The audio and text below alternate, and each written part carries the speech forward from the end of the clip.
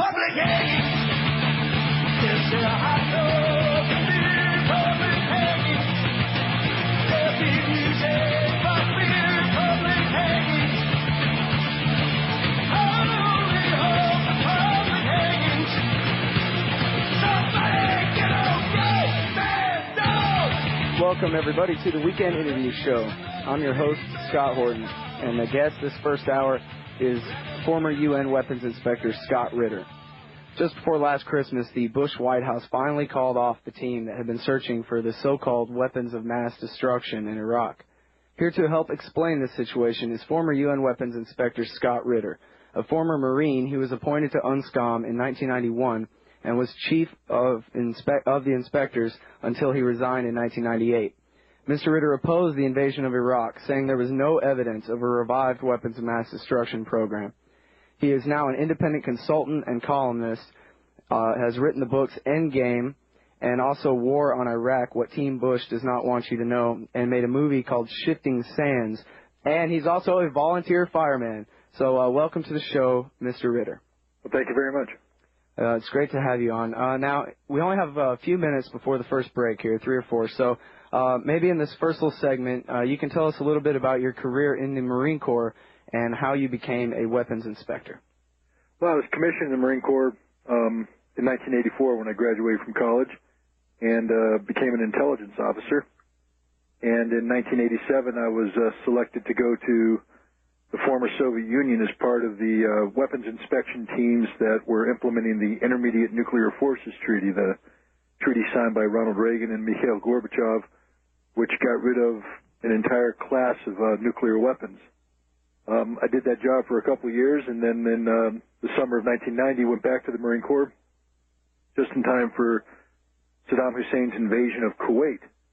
And I served as an advisor to the Commandant of the Marine Corps for a couple of months, and then was sent to Saudi Arabia, where I participated in Operation Desert Storm as a ballistic missile analyst responsible for trying to prevent Iraqi Scud missiles from being launched against Israel. And I think the combined experiences of my time in the Soviet Union as a weapons inspector and my experience during the Gulf War looked like something that people in the United Nations wanted. By September of 1991, it was evident that the Iraqis were lying about their weapons of mass destruction and were hiding these from the inspectors.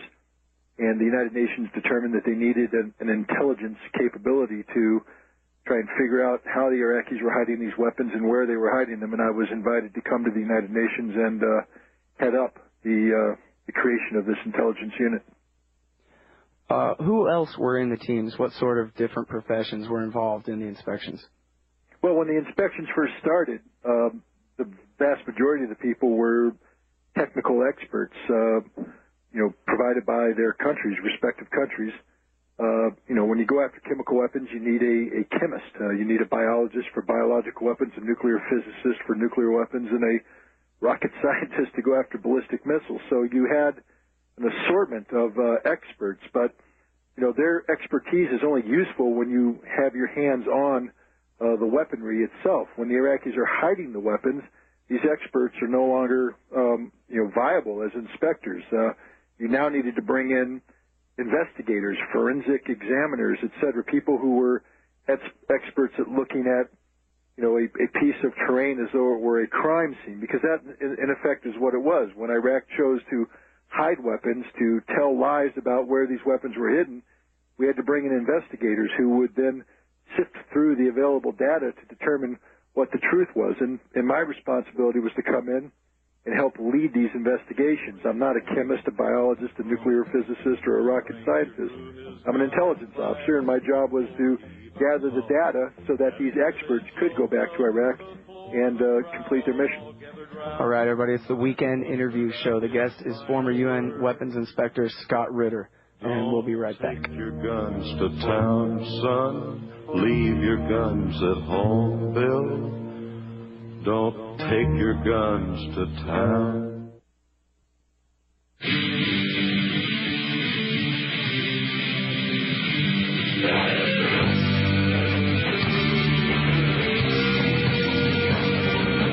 right, my friends, welcome back to the Weekend Interview Show. I'm your host, Scott Horton, and the guest is former UN Weapons Inspector and independent journalist Scott Ritter. Now, setting the stage here, in the summer of 1990, Iraq invades Kuwait, and the United Nations put sanctions on Iraq. And then that is followed by Operation Desert Storm, the first Gulf War, at the beginning of 1991. And then it was part of the terms of the surrender, or the terms of the ceasefire in that agreement, that the sanctions would be kept in place until Iraq was effectively disarmed. And that's where the guest, Scott Ritter, comes in. He was the head of the weapons inspection teams in charge of disarming Iraq. And you mentioned, sir, before the break that they definitely were not making it easy for you to disarm them. Right. Well, I need to correct the record on one thing. Oh, I'm sorry. I wasn't the head of the weapons inspectors. That responsibility was that of a Swedish diplomat named Rolf Ekéus. I was brought in to head up the intelligence unit inside the weapons inspectors, and then later went on to lead inspections in Iraq as a chief inspector. But there were a number of chief inspectors who, every team that went in had an individual known as the chief inspector. So I don't want any of your listeners to get the impression that I'm somehow trying to promote myself after the fact. I was one of many inspectors who were doing the job. I happen to have a pretty unique aspect of that work, but I wasn't alone in my job. Now, as I also think we need to backtrack a little bit more and put things in a proper perspective, because the chronology that you just went through would leave the impression that the United States was in line with the United Nations when it came to the disarmament of Iraq. But we can never forget that the intervening time between when sanctions were imposed on Iraq in August 1990 and Operation Desert Storm finished up in early March of 1991, that there was a domestic political dynamic taking place here in the United States. We had the President of the United States, George Herbert Walker Bush, selling a war to the American people, trying to explain why it was we needed to confront Saddam Hussein. And he did so by likening Saddam Hussein, who, probably embarrassingly so, just a few months prior was named as a strategic ally of the United States. We suddenly had to explain to the American people why we were seeking military confrontation with somebody we called a good friend of America. And the president did so by likening Saddam Hussein to Adolf Hitler, called him the personification of evil, and said there must be a Nuremberg-like retribution exacted on Saddam. So even though the United Nations spoke of the liberation of Kuwait, that from a domestic political perspective here in the United States, the American people have been promised Saddam Hussein's head on a platter. So at the end of the first Gulf War, while we had liberated Kuwait, Saddam was still in power, and this presented a political problem to the president. And so it's not as though the international community was clamoring for the disarmament of Iraq.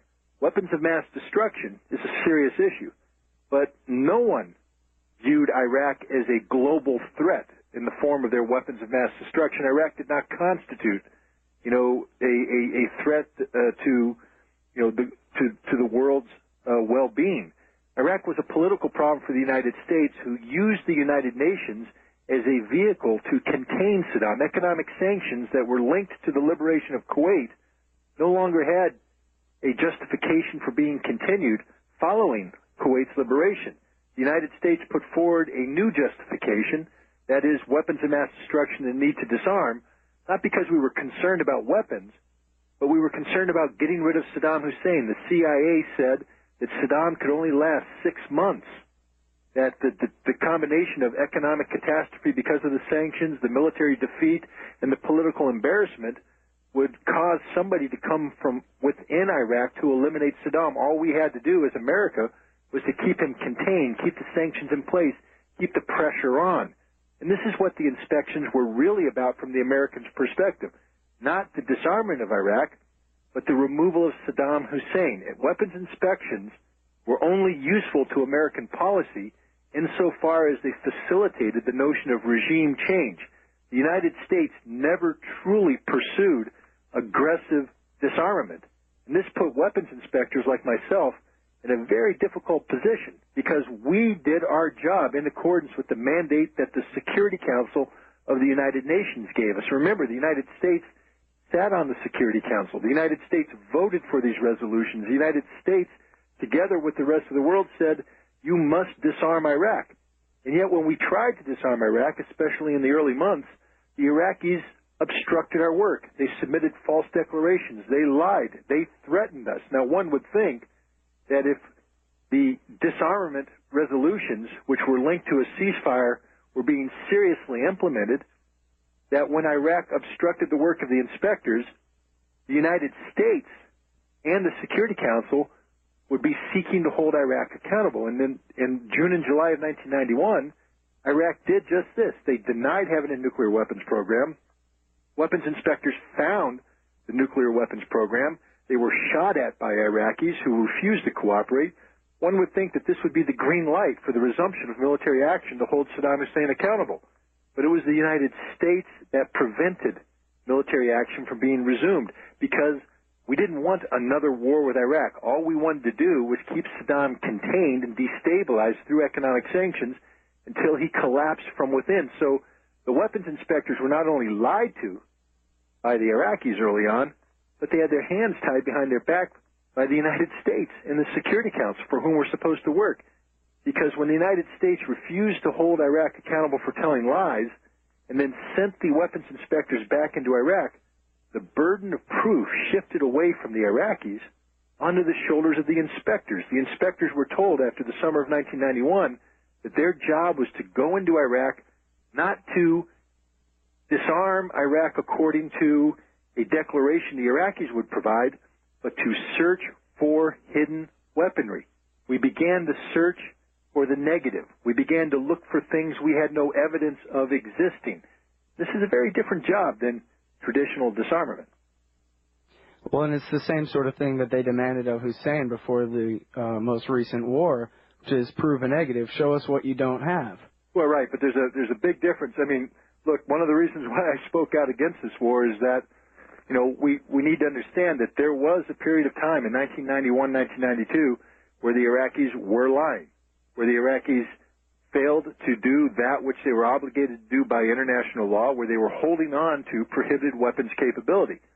And even though we can sit here and debate whether or not Iraq's WMD represented a threat to international security, the United Nations, under international law, declared that these weapons needed to be removed, and they mandated an inspection process to do this. And Iraq was obligated under the law to comply. And early on, Iraq failed to comply. But by 2002, we had a situation where the Iraqis had actually cooperated with the weapons inspectors over the course of several years. And while the weapons inspectors couldn't demonstrate a 100% verification of the complete disarmament of Iraq, they could document up to 95% verification of Iraq's disarmament. And the 5% that was unaccounted for, we had no information that it existed. The Iraqis declared that it had been destroyed, but they couldn't prove it to our satisfaction. Therefore, we were searching for evidence that demonstrated what the final disposition of these unaccounted for weapons were, but we had no evidence that these weapons existed. And you have the Bush administration saying, no, there's massive stockpiles, there's huge amounts of WMD. This simply wasn't true. And then the Bush administration also put the Iraqis in, you know, the ultimate rhetorical trap when they said Iraq must submit a new declaration to the inspectors. And if this declaration does not list all of the biological weapons that Iraq is holding, does not declare the biological weapons program, does not lead the inspectors to the biological weapons, if this isn't accomplished by this declaration, then the declaration is false. Of course, when the Iraqis submitted the declaration, they did not declare a biological weapons program. They did not list any weapons. They said everything had been destroyed. And the Iraqis were telling the truth, but the Bush administration had built up a rhetorical trap so that even in telling the truth, the Iraqis were condemned as liars. And, you know, ultimately that's what we went to war in Iraq on this time. A big lie, not from the Iraqis, but from the Bush administration. Okay, well, a couple of things here. First of all, you say, and I have been rereading your book, although it's been a few years since I read it the first time, but the book Endgame, you described that, especially at the beginning, they were very uncooperative, the Iraqis, with the inspections. And you say eventually they began to cooperate. And my first question is, at what point did they begin to cooperate, where they said, okay, we'll just go ahead and fess up, here's the truth? Well, the Iraqis went through several phases of cooperation. Let's understand that when we started the weapons inspection process in 1991, the government of Saddam Hussein had made a strategic decision to hold on to weapons of mass destruction capabilities. Now, you have the weapons themselves, you have the means to produce the weapons, and then you have the know-how, the documents, the blueprints, the designs, etc. And the first thing that the Iraqis, initially they tried to hold on to all three of them. They submitted a false declaration. They underdeclared their weaponry. They denied certain programs existed. Because of the tenacity and the effectiveness of the inspections, we compelled the Iraqis to admit having a nuclear weapons program and eventually admit that they were holding on to weapons. So the first thing the Iraqis gave up were the weapons.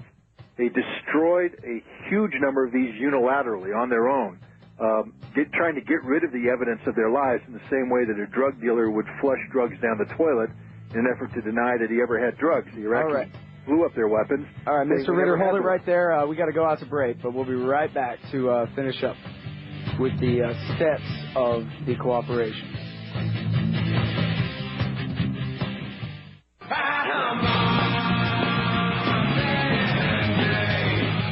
All right, everybody, welcome back to the Weekend Interview Show. The website is weekendinterviewshow.com for all the archives. Stay tuned. In the second hour, we're going to be talking to FBI translator, whistleblower Sibel Edmonds.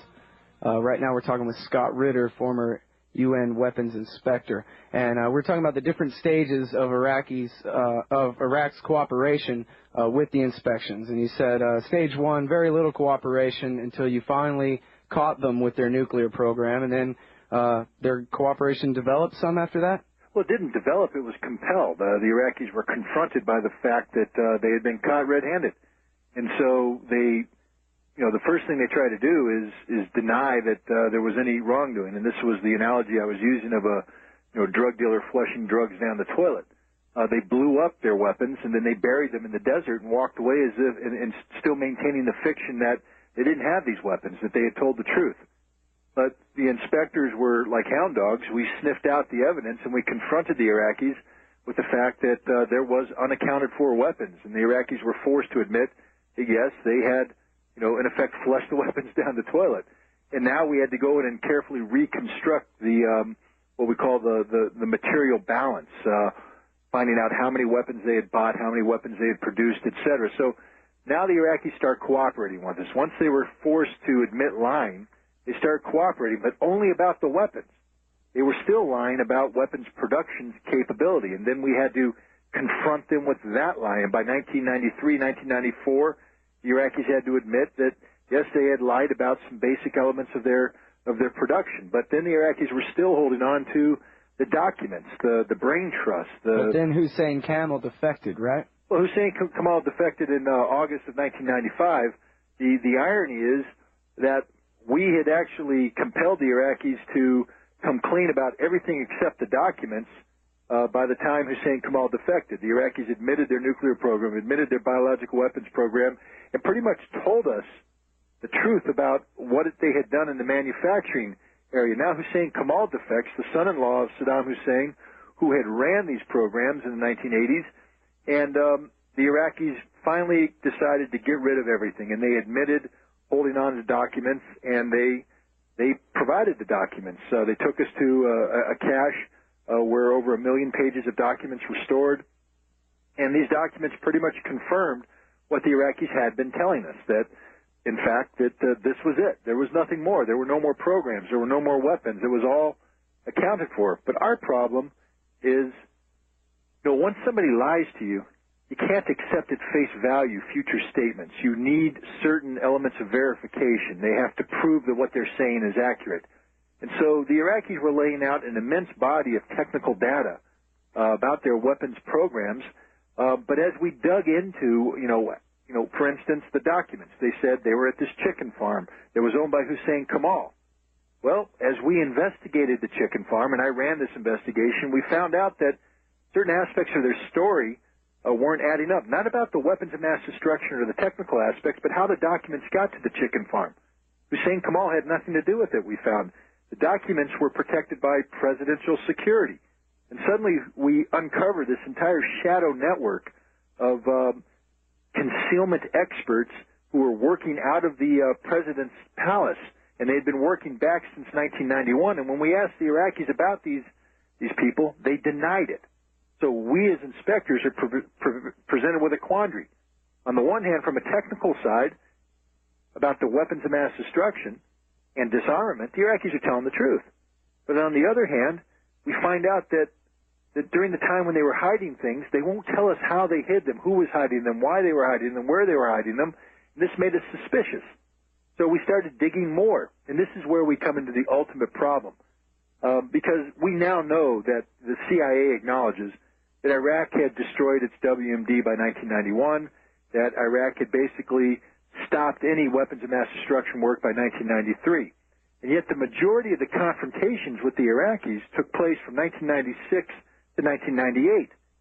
It's clear these confrontations weren't about weapons of mass destruction because there were no weapons of mass destruction during that time. Why were the Iraqis obstructing the work of the inspectors? It's because the inspectors, in their effort to find out how the Iraqis hid these weapons in the 1990s, or 1991, were getting involved in programs related to the security of the president at the same time that the CIA was trying to get rid of Saddam Hussein. And unfortunately, my pager has just gone off. You mentioned in the preface that I'm a firefighter, and the alarm has just gone off, so I have to go now. Oh, no. Hopefully we can pick up on this. Yes, that is unfortunate. I have a couple of more pages worth of questions for you here, but I appreciate the fact that you have to go and perhaps save somebody's life. So, Okay. Scott Ritter, UN Weapons Inspector, thank you very much. If possible, we can maybe do this again next week. Absolutely. Again, I apologize. Okay, no problem. Okay. Thank you very much, sir.